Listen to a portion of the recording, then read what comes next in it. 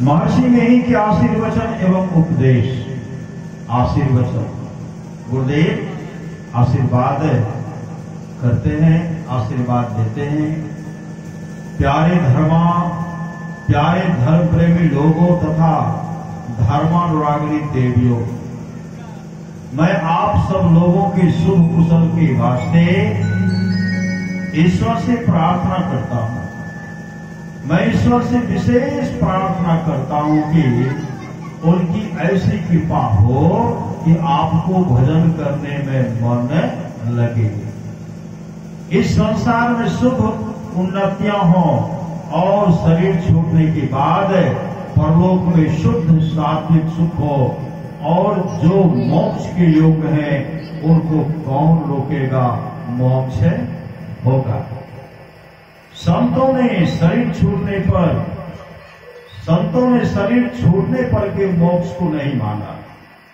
शरीर छूटने पर की मुक्ति कहने भर की है, असली नहीं। असली मुक्ति वह है कि स्थूल सूक्ष्म कारण महाकारण के सभी मंडलों से, यानी जड़ प्रकृति के सभी मंडलों से छुट्टी हो जाए। इसी को मोक्ष कहते हैं। संतों ने जो आज्ञा दी है उसमें खास बात यह है, ईश्वर की भक्ति से ही मुक्ति होती है। ईश्वर की भक्ति आपसे हो, परमात्मा की यह कृपा हो। आज तक ईश्वर के बारे में मैंने जो कुछ विशेषता कही है उसमें जो जानने में आया है यह याद दिलाऊं। यहाँ आज जितने सत्संग होते हैं, आज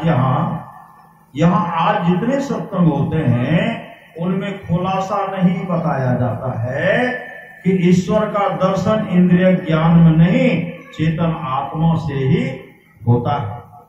मैं आपको बारंबार बता चुका हूं कि ईश्वर का दर्शन इंद्रिय ज्ञान में हरगिज नहीं होता है। इंद्रियों से जो दर्शन होता है वह माया का दर्शन होता है। चेतन आत्मा से जो दर्शन होता है वह ईश्वर दर्शन है। चेतन आत्मा को इंद्रियों के संग जब तक है तब तक का ज्ञान माया का ज्ञान है, ईश्वर का नहीं। चेतन आत्मा को इंद्रियों के ज्ञान से ऊपर उठाना चाहिए, तब जो दर्शन हो वह ईश्वर है। इंद्रिय ज्ञान से आप अपने को छुड़ाओ, वही ईश्वर दर्शन। किसी मंदिर में जाने के लिए शरीर को चलाना होता है।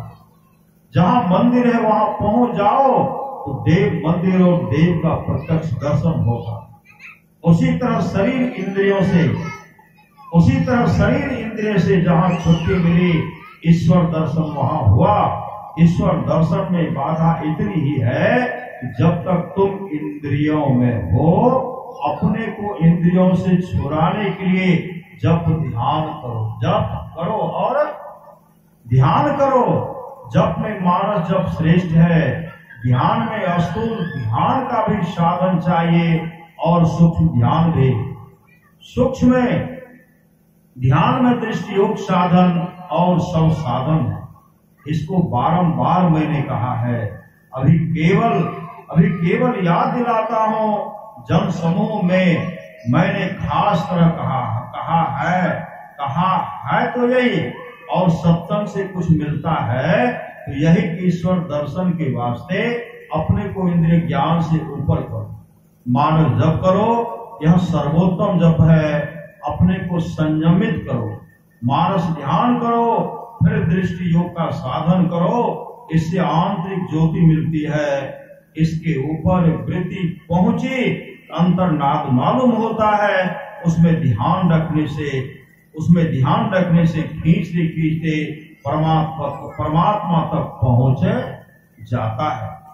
यह युक्तिवाद के अनुकूल भी है और संतों के ग्रंथों में भी है, वेद में भी है।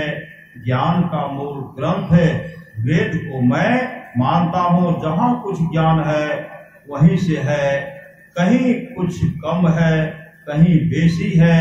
संतों की वाणी में भी है, इन वाणियों का पाठ करना चाहिए। अगर कुछ आपसे ऐसी बात मैंने कही है जो और सत्संग में आप नहीं सुने हैं, वह यही है। श्री सद्गुरु महाराज की जय।